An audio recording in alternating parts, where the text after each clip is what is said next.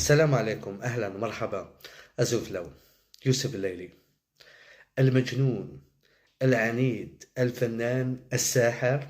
مرة أخرى يدخل التاريخ ويكتب التاريخ. يكتب التاريخ بكونه أول لاعب جزائري عربي يسجل في كأس العالم للأندية بالنسخة الجديدة. يسجل هدفا غاليا وبجنونه أيضا يغيب عن المباراة القادمة أمام نادي تشيلسي الإنجليزي بسبب تراكم البطاقات. بعيدا عن غيابه، فهذا الهدف هدف في مرمى نادي لوس أنجلوس يمنح 3 نقاط للترجي، يمنح للترجي إمكانية التأهل للدور القادم في حال الفوز على نادي تشيلسي.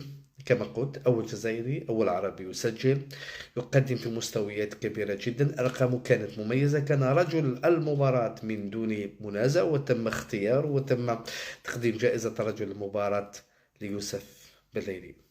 هذا يوسف الليلة الذي قلنا ذات يوم بأنه مجنون، هذا الذي تحسرنا عليه لكونه لم يلعب في نوادي أوروبية كبيرة، هذا الذي تحسرنا عليه لأنه لم يعرف كيف يسير مشواره الكروي. ما فعله هو جزء صغير وصغير وصغير وصغير من مشوار كان يمكن أن يكون عالميا لولا. الأكيد أن المجنون بالليلي كان نجما في كأس العالم للأندية، وكان مميزا كالعادة.